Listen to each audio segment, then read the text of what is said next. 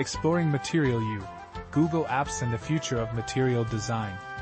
As we gear up for the next exciting chapter in material design, it's the perfect time to take a closer look at Material U, especially through the lens of Google's own apps on Android. We'll dive into how Material 3 components, vibrant colors, and adaptive layouts are shaping our app experiences. First off, let's talk about components.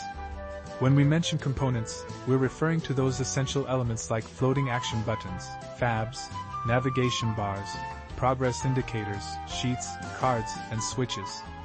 Compared to the previous version, Material 2, everything in Material U feels more prominent and user-friendly. For instance, the bottom bars are taller and feature more noticeable pill-shaped indicators, making navigation a breeze. The good news is that a vast majority of Google's Android applications have embraced Material 3 components. However, there are still a few stragglers hanging on to Material 2, and it's clear they're not getting much love anymore. Notable holdouts include Play Books and Google Authenticator, which were among the last major apps to transition. Interestingly, Google Classroom, a widely used app, has yet to receive a redesign, leaving some users wondering when it will catch up. Now, let's discuss the variety in design. While most apps have adopted the taller bottom bars, there are exceptions like Gmail, which opts for a shorter, label-less design. Google Maps and Play Store have also increased their bar heights, but they don't quite align with the new standards. In Maps, this is somewhat justified due to the peaking/docked bottom sheet, but in the Play Store, it feels a bit out of place. Speaking of bottom bars, Google Chat has introduced a floating version that's quite unique. I'm still on the fence about its practicality. On one hand, it looks modern and doesn't stretch across the screen, but on the other hand, it doesn't really enhance the content or context you see. Moving on to the top search bar, we're slowly seeing a shift towards a thicker design, similar to what we see in Gmail and Phone. However, this transition is taking its sweet time. Other components like animated image carousels and progress bars are also in the same boat, with their adoption lagging behind. Now, let's talk about color. The dynamic color palette that adapts to your wallpaper is what many people associate with Material U. Most apps have jumped on the dynamic color bandwagon, but there are notable exceptions. For instance, Playbooks recently updated to include this feature, but Google Maps sticks to a light/dark gray background with a teal accent for its non-map components. This choice makes sense for maintaining visual consistency with the map layer, but it's still a bit disappointing.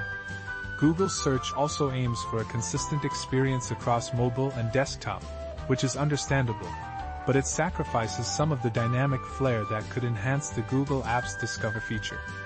Fitbit and Google Play have also opted to stick with their teal accent colors, which raises questions about their commitment to the dynamic color experience. YouTube stands out as a major exception, with its own distinct design language that diverges from the rest. While this might be a bit jarring, the fact that the main app, music, and TV have their own styles helps soften the impact.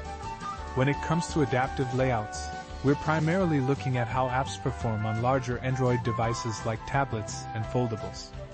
Google's tablets have made significant strides since the 2021 guidelines, and as a daily tablet user, I can say that the app quality ranges from decent to impressive.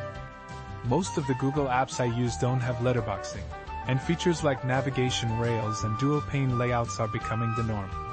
The next big update seems to be adjustable panes, with Gmail and Chat recently joining Keep in this evolution. Looking ahead, the initial wave of Material U updates that rolled out alongside Android 12 and the Pixel 6 was a thrilling time. However, it did take a while for other apps to catch up, and the current adoption of smaller components like switches and progress bars has been a bit inconsistent.